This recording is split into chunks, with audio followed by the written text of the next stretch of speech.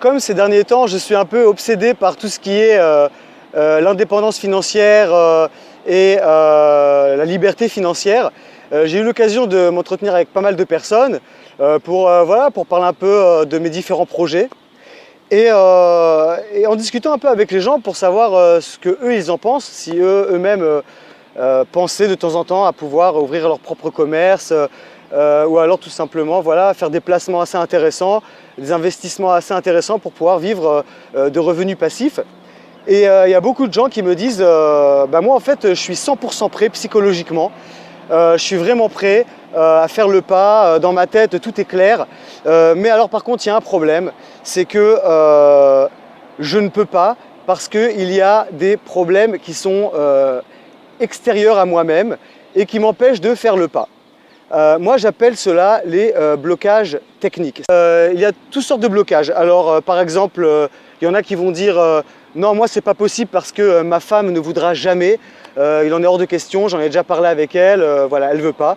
Ou alors je peux pas parce que voilà, j'ai des enfants en bas âge et ça va être très compliqué. Ou alors quand il y a des enfants qui sont en plein milieu d'un cycle scolaire, ça peut être très compliqué à mettre en place ce genre de projet, surtout si on veut changer de vie complètement, aller dans un autre pays, vraiment déménager et aller vivre autre part.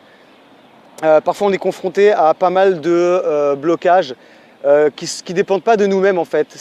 Nous on pense qu'on est prêt psychologiquement, mais en fait on se rend compte qu'il y a plein de choses qui nous freinent. Alors ça peut être au niveau du couple, parfois notre chéri est en plein milieu de ses études, ou alors vient de terminer ses études et vient de commencer à trouver un job et veut faire carrière dans son domaine professionnel, ou alors par exemple ça peut être un bon poste qu'on n'a pas envie de quitter parce qu'on se dit c'est quand même une sécurité. Il y a la routine, quoi, le fait de vivre dans une certaine routine, donc c'est une certaine sécurité qui fait que parfois on se dit voilà, faire le pas et prendre des risques, ça peut faire très peur, surtout quand on a une famille. Je vais y revenir. Quand je dis le partenaire, ça peut être aussi un associé. Parfois voilà, on a un associé, on a une entreprise. Et enfin moi c'est pas mon cas, mais je prends un exemple, je prends plusieurs exemples, hein. Pour chaque individu, il y aura un ou plusieurs très gros blocages. Par exemple, lorsqu'on a un associé, on a envie de faire des investissements un peu différents, de donner un peu une autre direction à notre société. Il y a un associé qui, par exemple, met un peu des freins à ça, et ça peut être un blocage externe. Voilà, ça peut être aussi voilà, les enfants, ça c'est le plus gros blocage, les enfants. Moi, tous les gens avec qui j'ai parlé m'ont dit, ce sont des familles en général, et ils me disent non, moi il est hors de question, je peux pas, voilà, j'aimerais bien vivre mes rêves, partir à l'aventure, même prendre des risques, même monter un business ailleurs. Mais voilà, il y a les enfants, on doit faire face à un nouveau système éducatif. On n'a pas envie que nos enfants se retrouvent dans de nouvelles écoles.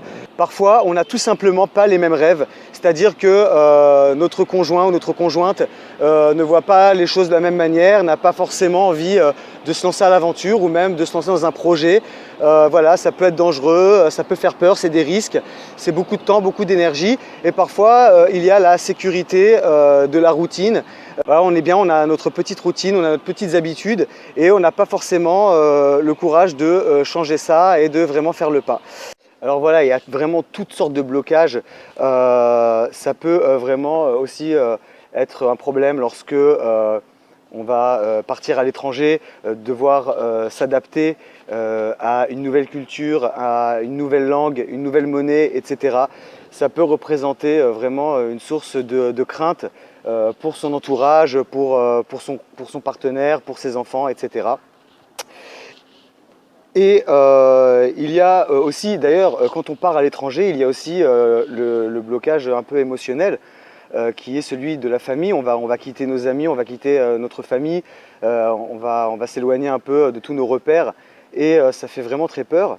Ça, c'est dans les cas extrêmes, un peu comme le mien, où vraiment, je pense vraiment partir à l'étranger et vraiment tenter ma chance voilà, ailleurs. Notre ville va nous manquer. Parfois, on habite depuis des années dans la même ville et on a tous nos repères. Et on a peur que voilà, notre ville nous manque, tous nos repères, tous nos amis, tous les gens qu'on connaît, notre travail aussi.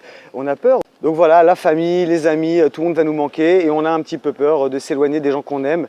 Et voilà, ça représente un vrai frein parfois au fait de vouloir avancer et de vouloir mener à bien un projet qui nous tient à cœur. Alors j'avais déjà parlé dans une précédente vidéo en 2 parties des freins psychologiques qui nous bloquent, qui nous empêchent d'avancer. Et là, ici, je vais surtout parler de tout ce que j'appelle les blocages techniques. Et on va essayer de comprendre d'où ces blocages viennent. Donc voilà, même lorsqu'on est prêt psychologiquement à 100%, on a toujours des craintes et des choses extérieures à nous qui nous freinent, qui nous bloquent, un peu comme si voilà, on avait tous les éléments d'un puzzle, on avait tout ce qu'il faut pour réussir, mais on n'arrive pas à assembler les choses de façon logique, de façon sensée, et il y a plein de choses qui ne s'emboîtent pas correctement.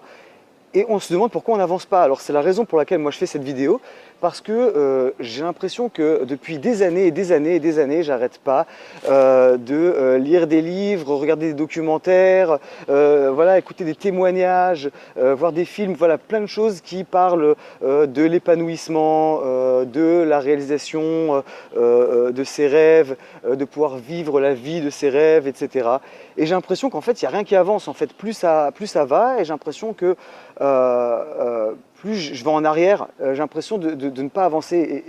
Et en fait, je me suis tout le temps demandé, mais comment ça se fait qu'il y a plein de gens qui arrivent et moi, j'y arrive pas. J'y arrive pas, je ne sais pas pourquoi. Et en fait, je me suis rendu compte que tous ces blocages techniques, je vais en parler tout de suite, pour donner un exemple, tous ces blocages techniques, en fait, ils sont seulement dans ma tête. Ils sont complètement psychologiques, en fait. Et il est tellement plus facile d'essayer de chercher à chaque fois des solutions à chaque problème plutôt que de voir à chaque fois les obstacles et de se dire bon ben voilà, tant pis, je peux pas avancer, là c'est trop difficile, il y a vraiment un trop gros blocage, donc tant pis, on remet ça à plus tard. Et en fait on remet ça à plus tard tout le temps et jusqu'à la fin de sa vie. Et en fait avec le temps j'ai compris que, et ça c'est venu assez récemment, qu'en fait je cherchais des excuses.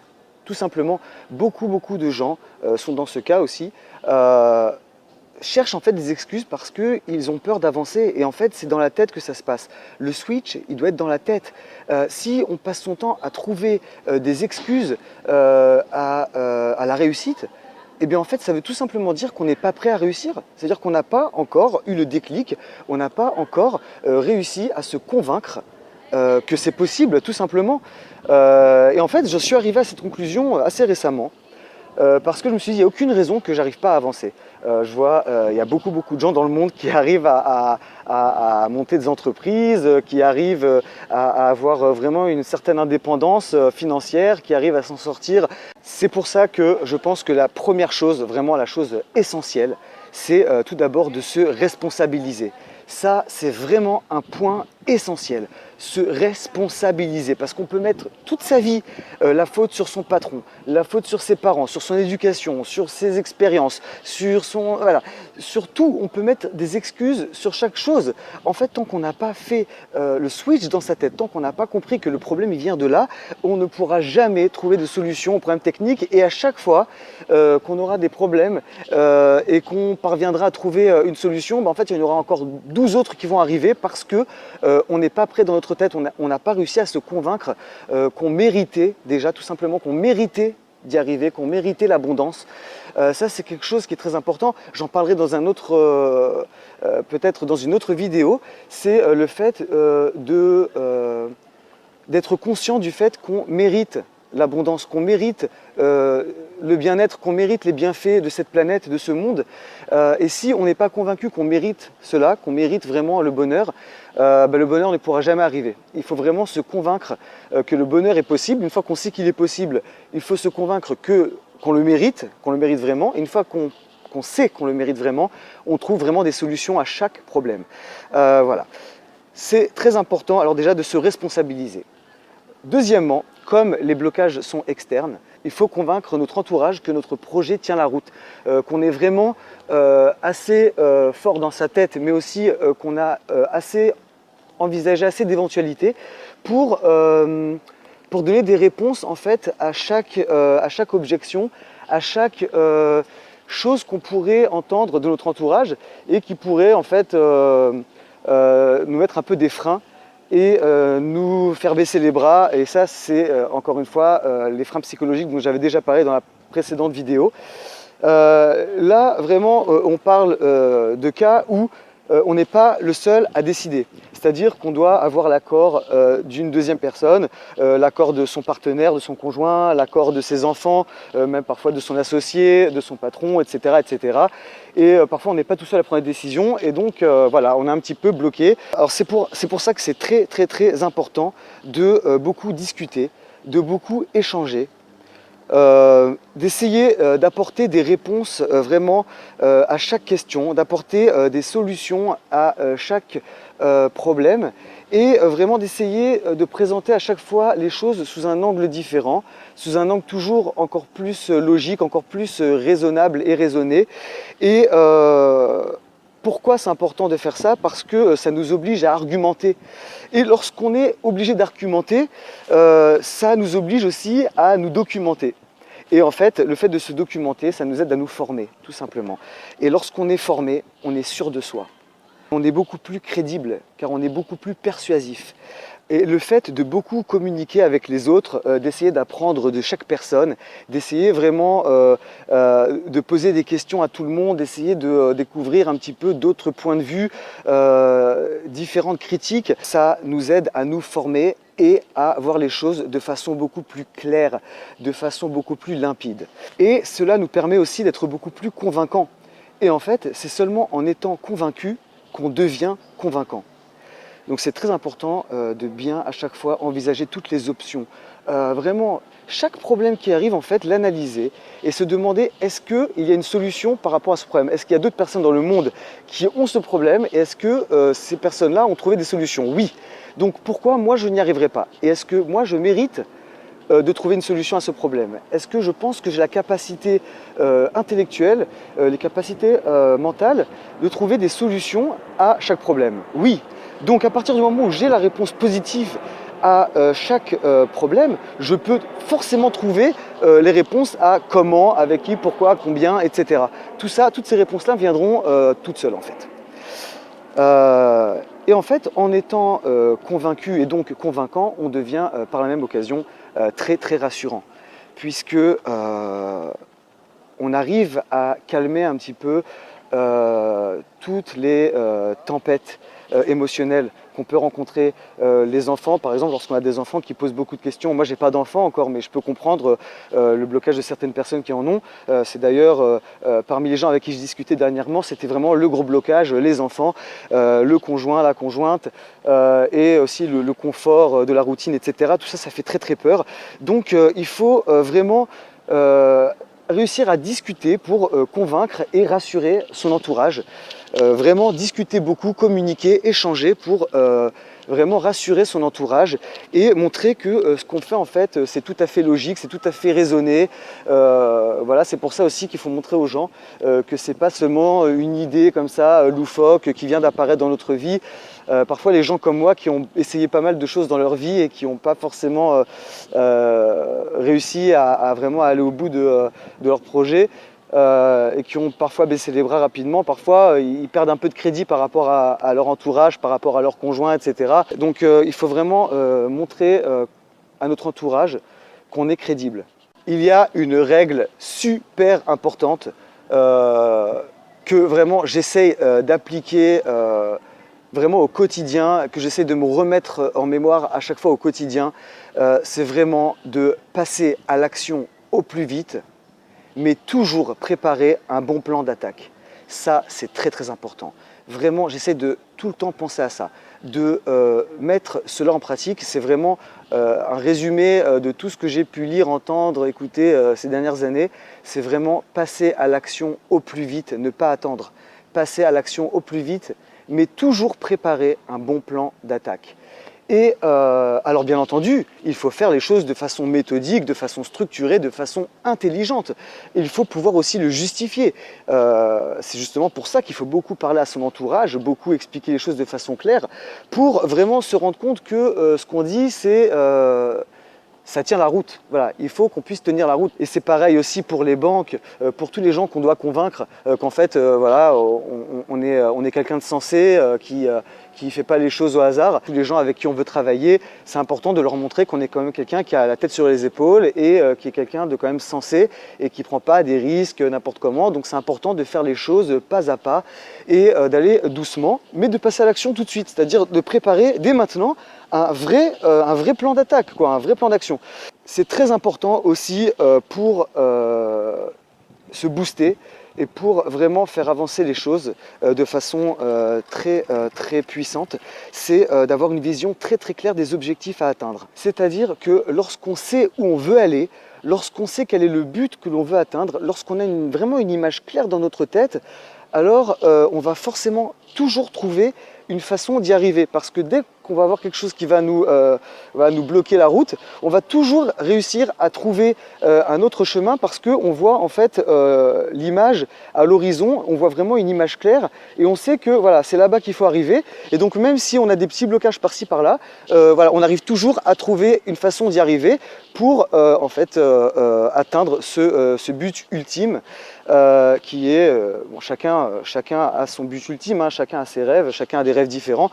Moi, c'est vraiment de pouvoir profiter des belles choses de ce monde, pouvoir connaître plein de personnes, plein de cultures, vraiment vivre la vie, une vie vraiment pleine et abondante, une vie riche mais à tout point de vue, pas seulement riche au niveau financier, au niveau pécuniaire, non, je parle vraiment d'une vraie abondance, d'une vraie richesse même spirituelle, d'une vraie richesse humaine, une vraie diversité dans les expériences, chacun selon ses buts, chacun selon ses envies, chacun selon ses rêves, chacun selon ses objectifs, chacun selon ses aspirations, vraiment voilà, chacun selon les buts qu'il s'est fixés.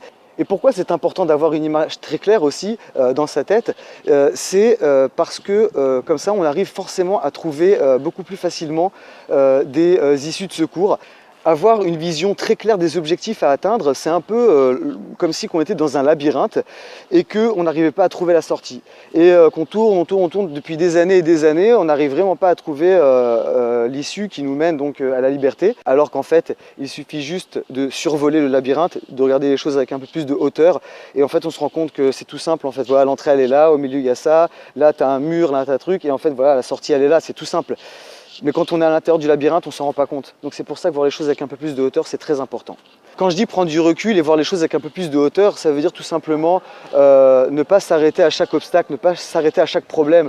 Lorsqu'on a une vision vraiment globale du but qu'on veut atteindre, eh ben, finalement tous les petits trucs qui nous arrivent, tous les petits blocages par-ci par-là, finalement on se rend compte qu'en fait c'est vraiment rien du tout, C'est vraiment là-dedans qu'il faut vraiment faire le switch et qu'il faut vraiment se rendre compte qu'il y a plein de solutions et c'est très facile à trouver, Il y a des solutions à chaque problème. Et en fait, je suis arrivé à la conclusion récemment que c'est pas seulement qu'il y a des solutions à chaque problème, c'est que parfois, le problème en lui-même est une solution.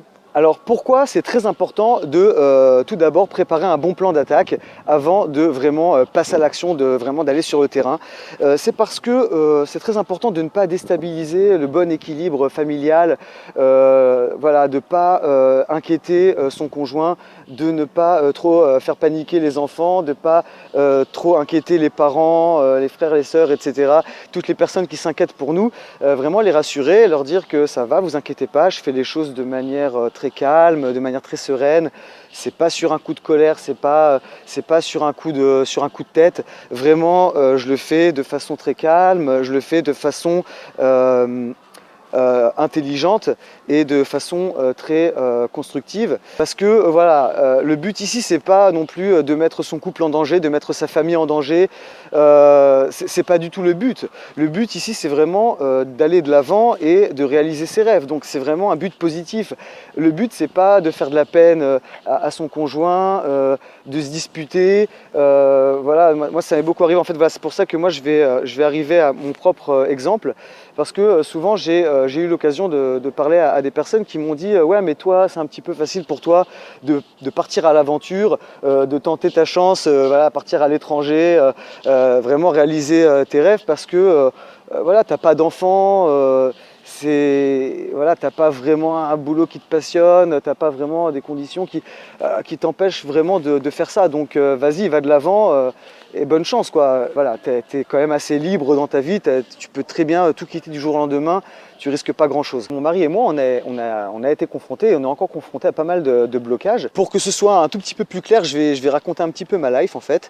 Alors, mon mari et moi, on s'est mariés l'année dernière à Paris et ce mariage nous a ouvert les yeux sur le fait de ne plus vouloir dépenser tout notre argent dans la location et de pouvoir acheter notre propre appartement. Donc ça, c'est vraiment un rêve pour moi qui était inespéré d'acheter mon appartement. Déjà de se marier, c'est un truc extraordinaire, mais alors vraiment pouvoir acheter son propre appartement, c'était quelque chose d'inespéré pour moi. Mon mari et moi, on n'a jamais eu d'appartement à nous, on n'a jamais eu de voiture, on a toujours vécu dans des appartements assez, voilà, qui ne sont pas non plus du grand luxe. Et depuis que j'habite à Tel Aviv, ça va faire un peu plus de 10 ans que j'habite à Tel Aviv, j'ai toujours vécu dans des appartements très sordides, vraiment des appartements minuscules, délabrés. Et je me dis que voilà, avoir son appartement, pouvoir aménager son appartement, c'est déjà une chose extraordinaire. Et en fait, on a cherché pendant des mois et des mois et des mois un appartement et on n'a pas trouvé parce que les prix en Israël et plus particulièrement à Tel Aviv, donc ce qu'on appelle le centre, donc Tel Aviv et les villes alentours, eh bien les prix sont exorbitants. Ça veut dire ils sont astronomiques, ça a dépassé l'entendement. C'est-à-dire qu'un jeune couple ne peut pas acheter un appartement sans avoir économisé vraiment beaucoup d'argent ou alors sans avoir vraiment beaucoup d'aide de leurs parents. Il y a aussi beaucoup de gens qui tout simplement vivent toute leur vie en location parce que ça coûte très cher. En plus, en Israël, il faut un apport personnel de 30% pour acheter un appartement. Et là, on parle de prix qui sont très élevés. Donc pour un jeune couple comme nous, c'est très dur à envisager. Et pourtant, on a finalement trouvé un appartement qui est en fait un projet puisque l'appartement n'existe pas encore. Comme en Israël, les choses sont faites un peu bizarrement. On ne sait pas du tout quand il va être construit. Il n'y a même pas encore les autorisations de la mairie. Donc c'est encore, on est encore dans le processus là d'attendre les autorisations de la mairie. Voilà, c'est un système vraiment bizarre. Et là pour l'instant, on a vraiment un blocage parce qu'on se dit mais qu'est-ce qu'on fait quoi? Qu'est-ce qu'on fait?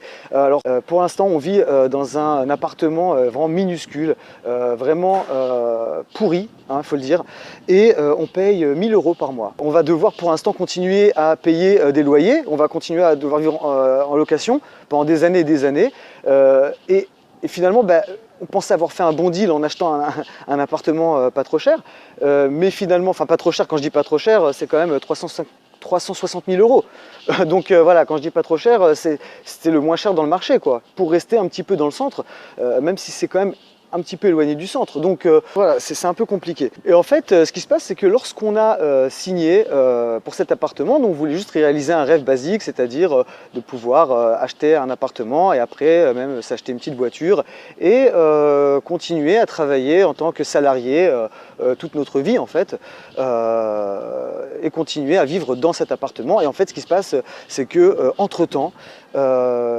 le fait de chercher un appartement, ça m'a ouvert un petit peu les yeux sur le monde de l'immobilier. J'ai commencé à m'intéresser à l'immobilier, mais grave quoi.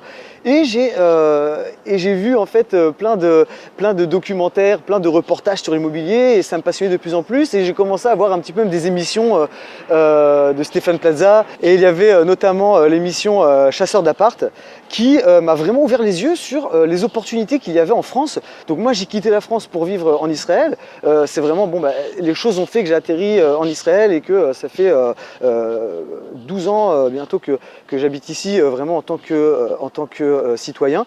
Et je me suis rendu compte qu'en fait en Europe, en France et en Europe, il y a de tels volumes, il y a de tels terrains qu'on peut acquérir pour beaucoup moins cher. Là pour l'instant l'appartement sur lequel on s'est engagé, c'est un appartement de 84 mètres carrés, mais voilà, c'est au 6e étage. L'orientation n'est pas forcément terrible, c'est un tout petit balcon de moins de 3 mètres carrés. Alors que moi j'ai toujours rêvé d'un grand balcon, d'une terrasse, ou au moins d'un balcon sur lequel on peut s'asseoir quelques personnes, prendre un petit café ou manger un petit truc.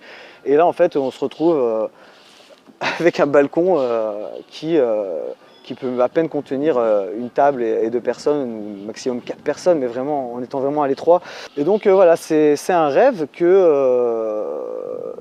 nous tenait à cœur et qui a un petit peu tourné un peu au cauchemar. Et j'essaye de trouver des solutions par rapport à ça.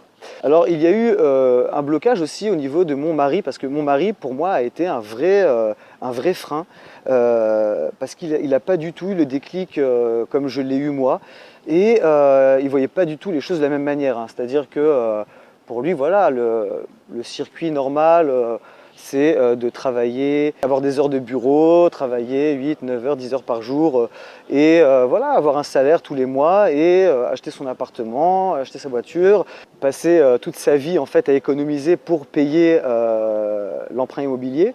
Et voilà, et le reste de l'argent mettre de côté pour pouvoir éventuellement avoir des enfants plus tard.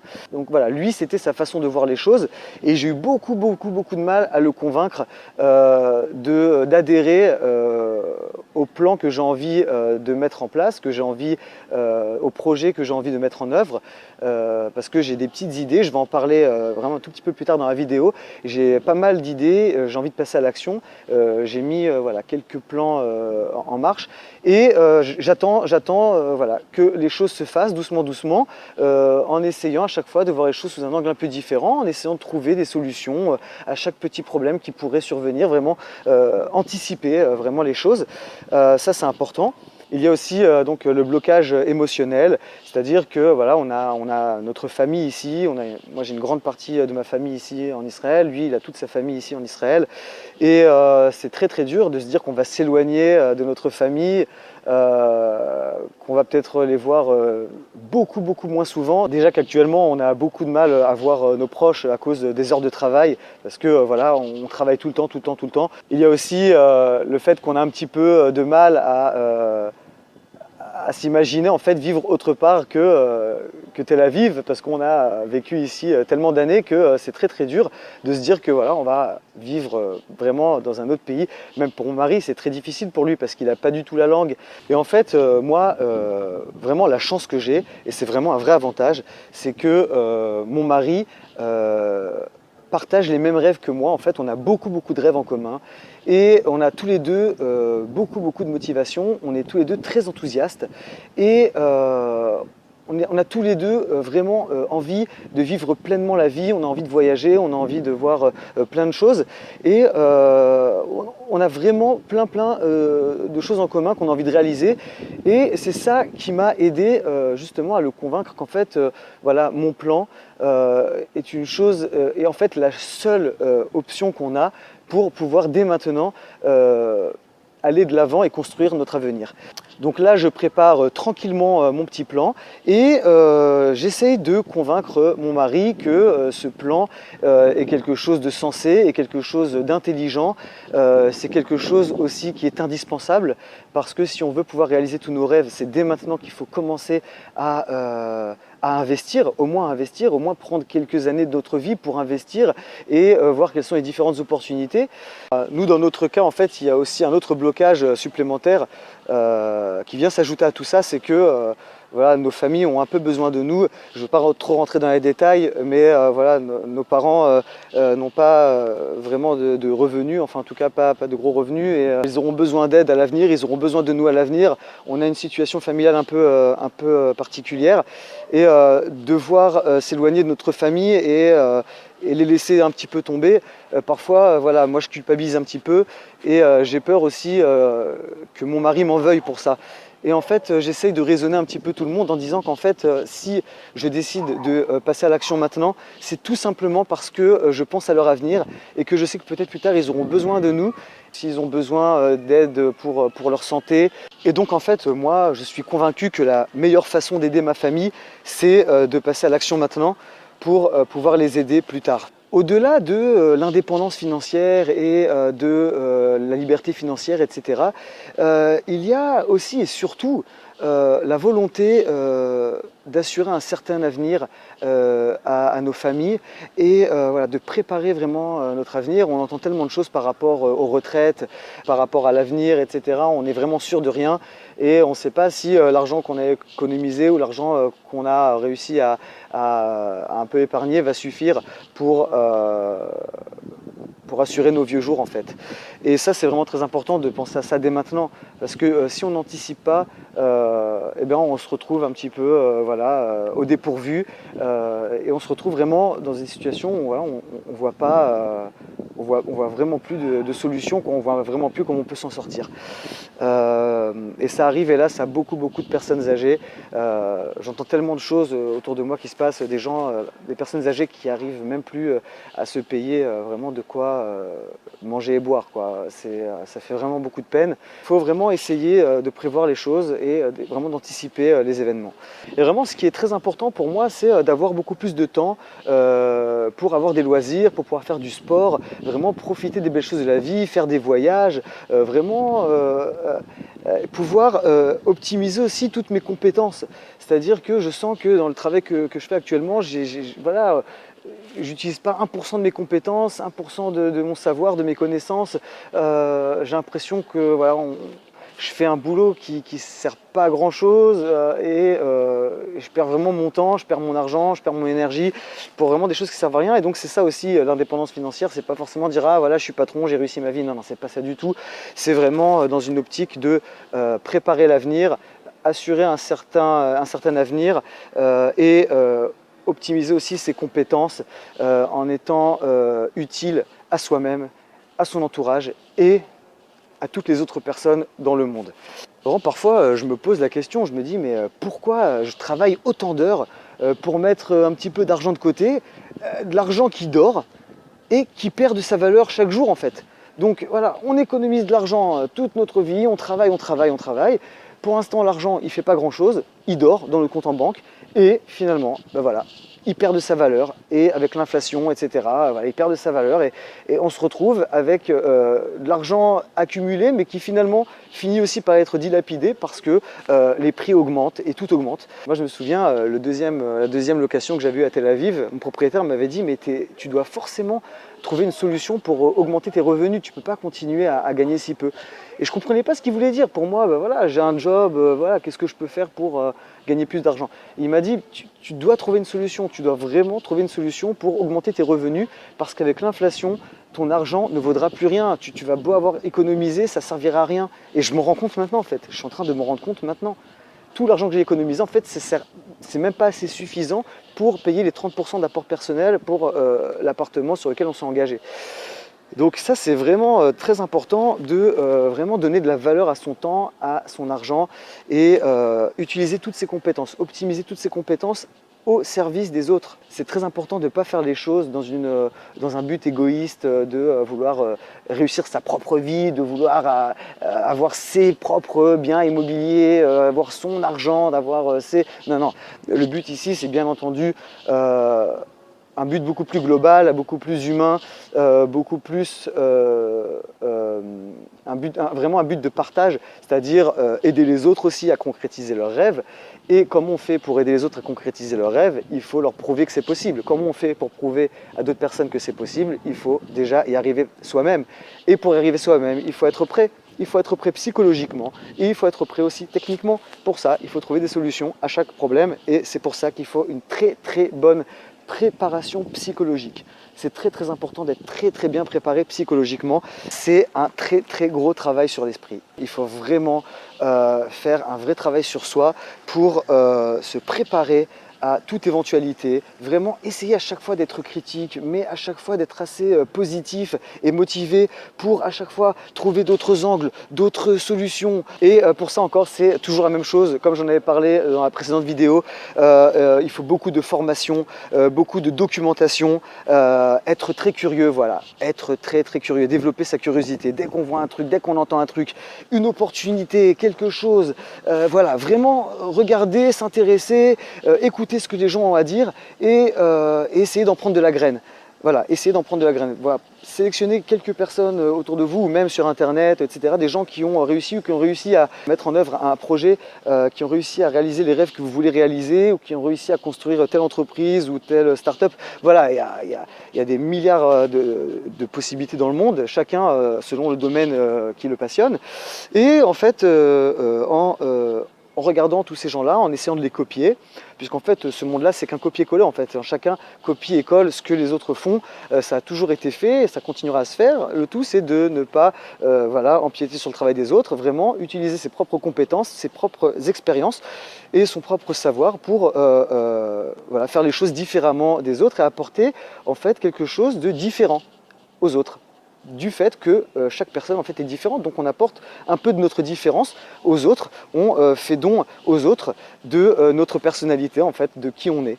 Et donc en fait pour résumer et pour reprendre un petit peu les exemples personnels que j'ai donnés, j'ai beaucoup communiqué avec mon mari, c'est-à-dire qu'on est passé par plein de phases d'incompréhension, de disputes, pas des grosses disputes parce que mon mari et moi, c'est ça aussi, j'ai la chance d'avoir un mari très patient et qui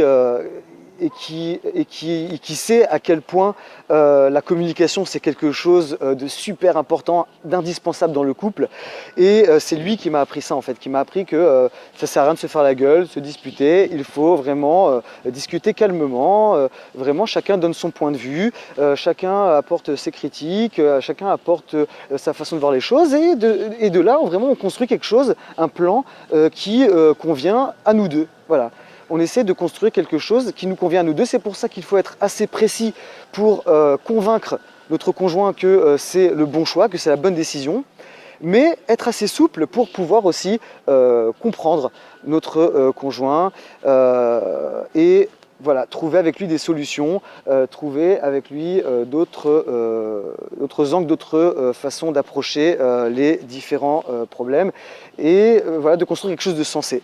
Et finalement, après un très long travail de persuasion, un travail acharné, je dirais même, où vraiment je l'ai saoulé, parfois il me disait mais j'en peux plus, tu me saoules avec ton projet, avec ton truc, et c'est vrai, je le comprends, même moi parfois je me saoulais, mais parfois c'est important de se saouler, c'est important de continuer à persister comme un marteau, il faut continuer jusqu'à que l'idée prenne vie, jusqu'à que vraiment les choses deviennent beaucoup plus claires.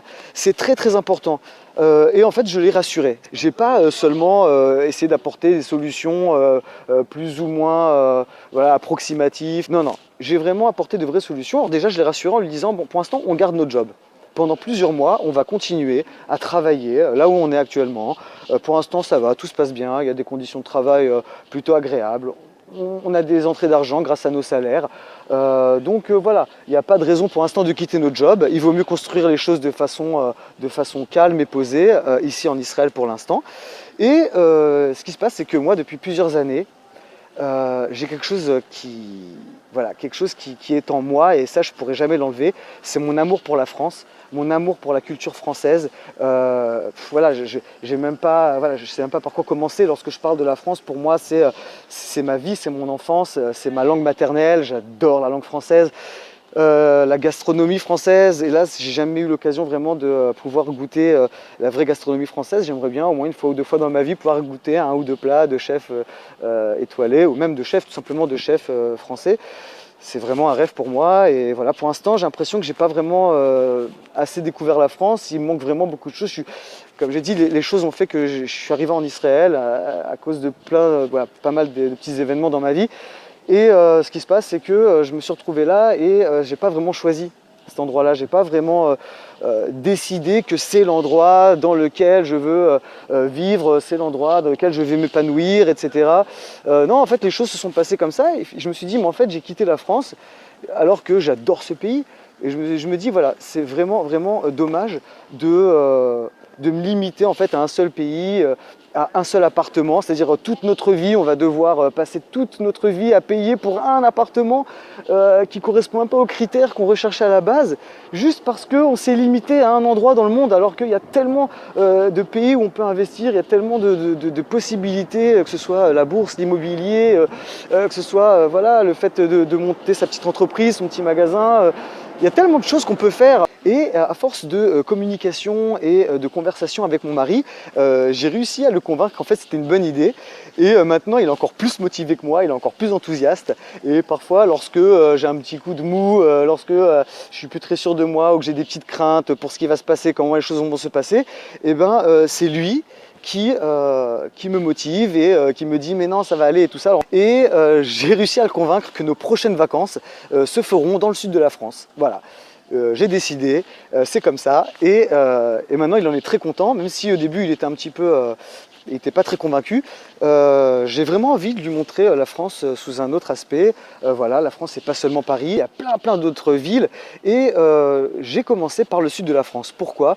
Parce que la mer qui relie les deux pays, c'est-à-dire Israël et la France, c'est la même mer puisque c'est la mer Méditerranée. Et donc l'été prochain, on va faire vraiment un grand circuit dans le sud de la France. Donc on va passer par Marseille, par Aix-en-Provence, Cassis, La Ciotat, Toulon, Fréjus, Cannes. On va aussi on va passer par Nice, par Monaco, on va voir les gorges du Verdon, le Luberon, ensuite on va voir Avignon, Nîmes, on va passer par Narbonne, Carcassonne, Toulouse, ensuite on va faire un petit tour à Andorre, on va passer par Perpignan et on va finir avec quelques jours à Montpellier et ensuite la Camargue, Arles. Et ensuite on retourne à Marseille et ensuite voilà, on revient en Israël, à Tel Aviv et on voit si le voyage nous a plu ou pas. Si ça nous a plu et si je vois que ça lui a plu. Si voilà, on découvre des petits paysages sympathiques, des villes qui ont un potentiel pour y vivre et pour peut-être monter un petit business, peut-être voilà, investir dans l'immobilier parce que encore une fois comme j'ai dit, je me rends compte voilà, du système bancaire en France et je me rends compte, bon à part la fiscalité et plein d'autres choses qui sont un peu qui sont pas non plus au top au niveau des conditions, mais c'est pas grave. Partout dans tous les pays, il y a des inconvénients, des avantages. C'est pas, voilà, faut pas s'arrêter là. Le but ici, c'est vraiment d'investir, de prendre quelques années d'autre vie pour investir. Voilà, on va commencer un petit peu dans l'immobilier, voir si on peut acheter soit plusieurs petits appartements ou un lot d'appartements ou même voilà, un immeuble ou plusieurs immeubles. On verra quoi. Et même si on doit acheter seulement voilà, un seul bien en France, vivre quelques années pour pouvoir s'imprégner un petit peu de toute la culture française du sud de la France. Parce qu'en fait, voilà pourquoi moi j'ai choisi le sud de la France. Encore une fois, j'ai fait les choses de façon à vraiment prendre en compte toutes les craintes de mon mari. Et en fait, le fait de choisir le sud de la France, c'était une façon d'arriver à un certain compromis. C'est-à-dire que ainsi, je lui permets de profiter de la mer Méditerranée, de pouvoir profiter voilà, de la chaleur du sud de la France et je suis très content. Il a commencé à apprendre le français, donc il a vraiment pris des heures dans l'Institut français, donc à Tel Aviv. Il a pris des heures, c'est 60 heures de français pour apprendre la langue et je vois vraiment qu'il est très motivé et j'ai réussi vraiment à faire d'un problème technique en fait qui était donc tout l'aspect psychologique dans l'état d'esprit dans lequel se trouvait mon mari. Et bien j'ai réussi à transformer ce problème technique, ce blocage en une solution en fait. J'ai fait de mon mari un allié et ça c'est très important à chaque fois de prendre tous les problèmes et les transformer en solutions, c'est-à-dire ne pas seulement trouver des solutions aux problèmes, c'est-à-dire de transformer les problèmes en solutions. Ça, c'est encore plus intelligent et c'est très possible. C'est très possible à faire. Et aussi, voilà, on est en train de lire ensemble un livre écrit par John Assaraf qui s'appelle The Answer. C'est la réponse. C'est l'une des personnes qui a participé au film Le Secret, dont je parlerai dans une autre vidéo. Et donc mon mari a lui-même commencé à faire le switch et vraiment à avoir le déclic. Et en fait avant je sentais que voilà, je voulais faire bouger les choses mais je me sentais un petit peu seul. Voilà, je sentais que j'avais vraiment pas d'aide autour de moi, je sentais vraiment que j'étais vraiment seul au monde quoi. Voilà, est-ce quelqu'un qui va venir en aide, et je me suis rendu compte d'une chose en fait, c'est que si nous-mêmes on ne cède pas, personne personne ne pourra faire les choses à notre place. C'est-à-dire déjà faire le premier pas, essayer vraiment, déjà se convaincre soi-même qu'on est prêt à faire ce changement, vraiment être sûr qu'on est prêt à assumer ce changement et ensuite se donner toutes les chances d'y arriver.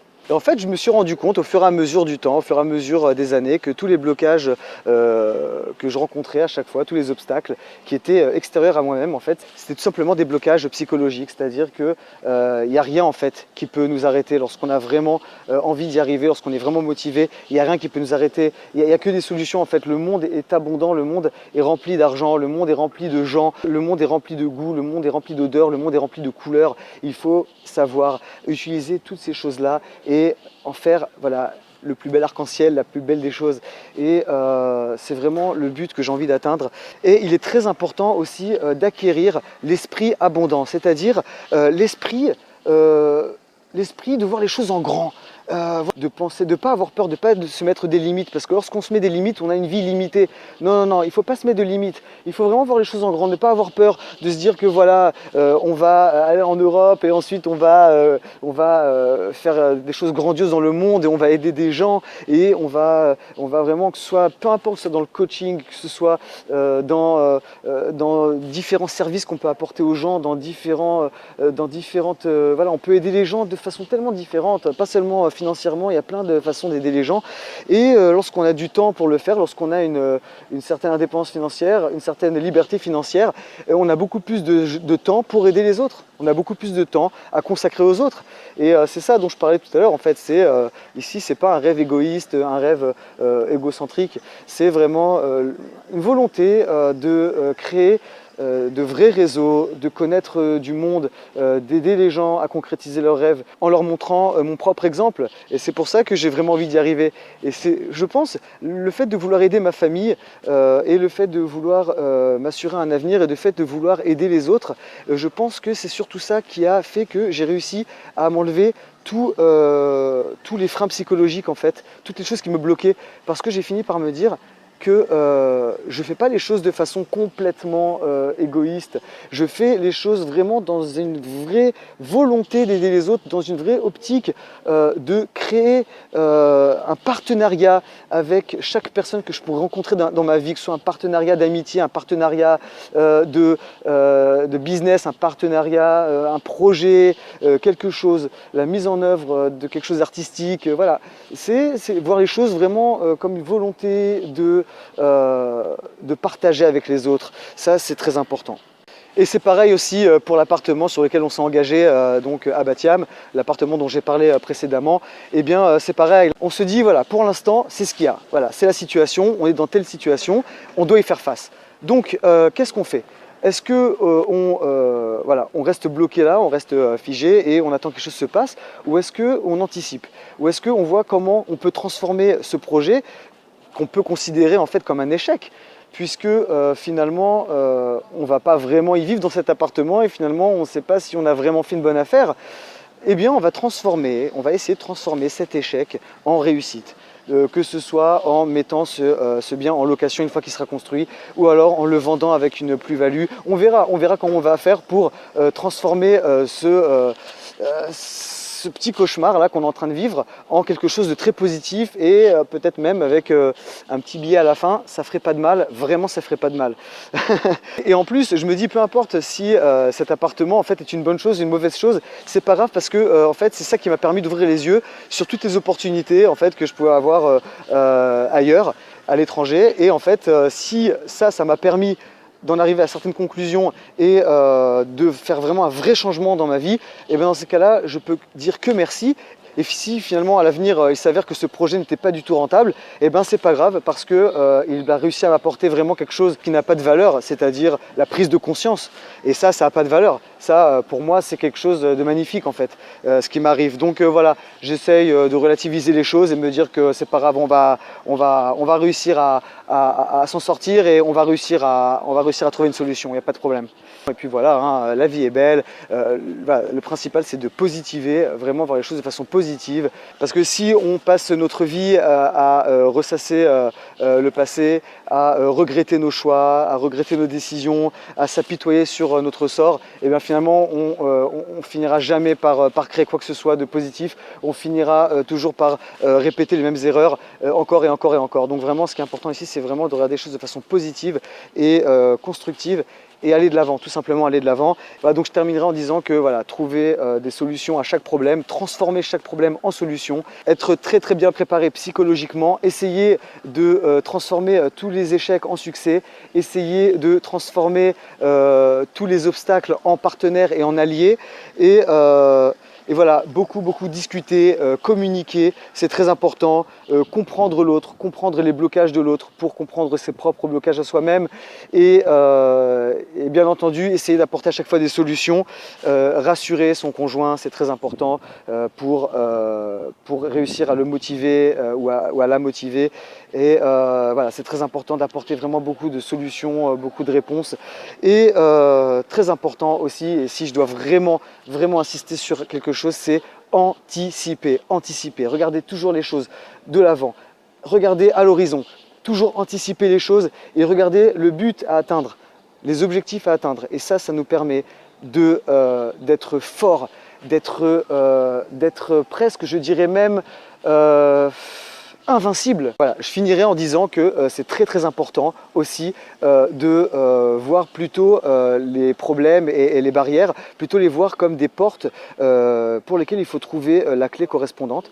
Et en fait, voilà, le but ici, c'est voilà, de ne pas s'arrêter devant la porte et vraiment de chercher la clé qui lui correspond. Donc on essaie vraiment de chercher partout la clé, par tous les moyens. Et on sait que la clé est quelque part, il faut juste la trouver. Une fois qu'on a réussi à la trouver, voilà, il y a d'autres horizons qui s'offrent à nous, il y a d'autres perspectives. Et en fait, le but du jeu ici, c'est de trouver la bonne clé, la clé qui nous permettra d'ouvrir la porte de notre bonheur et de notre épanouissement. Et je souhaite que chacun de nous y parvienne. J'espère que chacun parviendra à trouver les bonnes clés et parviendra aussi à choisir les bonnes portes, parce que c'est aussi important de faire les bons choix. Toujours essayer de faire les bons choix, prendre le moins de risques possible, ne pas se lancer comme ça à l'aventure du jour au lendemain, sans prendre tous les facteurs en considération. C'est très important de faire les choses de façon méthodique, de façon intelligente, et de rassurer son entourage, se rassurer soi-même, et toujours passer à l'action au plus vite, mais toujours préparer